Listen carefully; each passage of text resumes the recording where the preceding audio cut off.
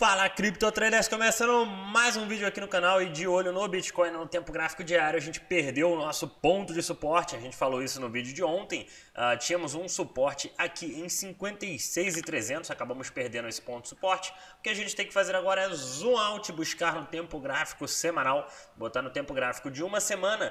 E qual é o nosso ponto de suporte agora? Nesse momento temos 50.370, seria o nosso ponto de suporte e vamos trabalhar numa possibilidade de um padrão de equilíbrio topo, fundo ascendente, topo descendente, possível fundo ascendente contra 50 mil dólares, que é um nosso não só ponto de suporte do último fundo ascendente do semanal, como estaremos juntos na EMA 12 e também teremos um ponto de 50 mil dólares psicológicos. Então são três suportes ali e o que eu estou de olho agora, não vejo nenhuma possibilidade de trade. Eu até falei lá no nosso grupo que a gente não tinha uma possibilidade de trade hoje. Ontem tivemos várias, eu fiz 6 trades ontem e hoje eu não fiz absolutamente nada e eu estou aguardando o que nesse momento? Uma possibilidade de trade seria o 4 horas em sobrevenda. Se a gente atingir nível de sobrevenda um pouco extremo no tempo gráfico de 4 horas, se aproximando do ponto de suporte, isso seria uma possibilidade de trade. Então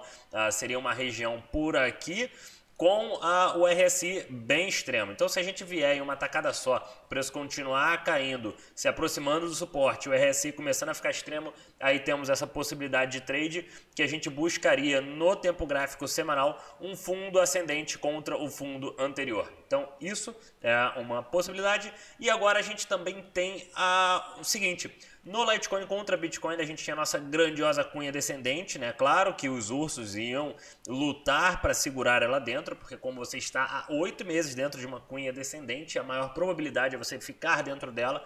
Então a gente precisa de um movimento um pouco mais expressivo para conseguir romper. Então ursos lutaram.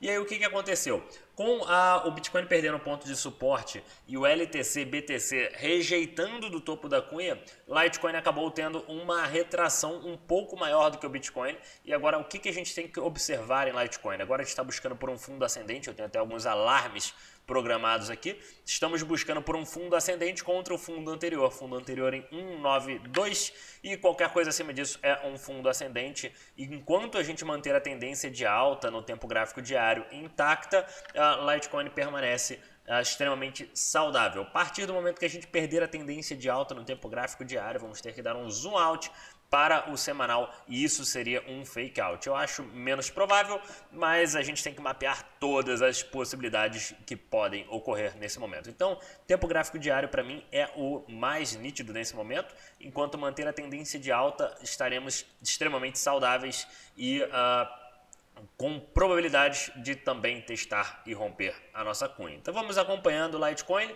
e de olho em Cake, que vocês pediram Cake contra Bitcoin no tempo gráfico. A gente tem que começar nos tempos gráficos maiores e ir aprofundando para os tempos gráficos menores. Olha aqui, a gente tinha um possível padrão de equilíbrio que acabou rompendo para cima. Olha só, topo. Não, na verdade eu nem classificaria isso um padrão de equilíbrio. Vou dar uma olhada no semanal e em sidebars no mensal. Então no tempo gráfico de um mês a maior probabilidade é, olha só, o corpo de uma vela ficar dentro do corpo da vela anterior. Então estamos ainda no dia 7, muito provável vamos ficar aqui dentro. E quando você tem um padrão no tempo gráfico mensal muito nítido dessa forma, os tempos gráficos menores podem ficar um pouco mais confusos. É como se você estivesse em um navio o navio no mar conturbado. Quanto maior o tempo gráfico, melhor ele vai navegar. Quanto menor o tempo gráfico, mais suscetível a erro e a naufrágios você vai ter nesse tempo gráfico menor. Então, no diário a gente pode acabar vendo alguns padrões que vão ficar um pouco mais confusos e perdendo 15.22, que é o nosso ponto de suporte a curto prazo. Vamos olhar no zoom out para a base de 9.35 e a gente vai ficar andando aqui dentro. Qual é uma possibilidade de trade dentro de um cenário desses? É comprar próximo à base do candle e usar a base do candle como ponto de stop. Então esse seria um cenário ideal. De olho em BTT, um candle muito feio no tempo gráfico mensal. Isso é um provável martelo invertido, mas tem muito tempo ainda para fechar esse candle. Vamos aprofundar para ganhar mais informações. No semanal rejeitou e estamos trabalhando quase na mínima do candle, corrigindo bastante. Os tempos gráficos menores devem estar em sobrevenda. Tempo gráfico de 4 horas deve estar chegando em sobrevenda, enquanto o diário se aproxima da EMA 12, EMA 12 que é o nosso ponto de suporte, para formar um fundo ascendente no tempo gráfico diário contra o fundo anterior. Fundo anterior formado foi em 0.003493 e qualquer coisa acima disso é um fundo ascendente. Eventualmente vou buscar por uma posição em BTT, porque a gente provavelmente vai bater, formar um fundo ascendente contra o fundo anterior, e pelo tamanho dessa devolução, caiu muito, pelo tamanho dessa devolução, vamos provavelmente formar um topo descendente quando a gente voltar para testar o topo do movimento. Então, provável padrão de equilíbrio aqui no tempo gráfico diário, a gente vai bater, quicar em algum lugar e voltar um pouco. Um ponto interessante seria muito próximo da EMA, que seria em 0.007. 0.007 é um ponto de suporte, vale até botar um alarmezinho aqui para quando estiver chegando lá. E seria um ponto interessante porque a gente tem um número psicológico junto de uma EMA que segurou bastante.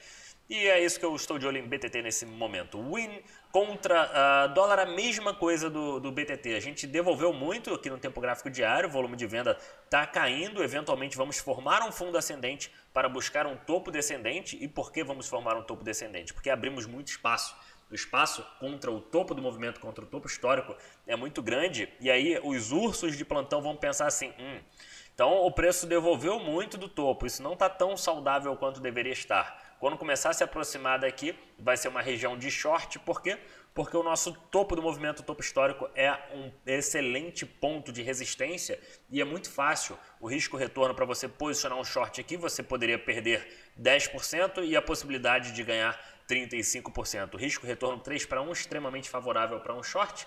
E eventualmente aqui vai ser um ponto de repique também. Então vou ficar de olho em Win e em BTT, com mais uma pernada para baixo. O ideal seria o RSI no 4 horas em sobrevenda também. E aguardando aqui para posicionar provavelmente próximo da EMA 12 no tempo gráfico diário.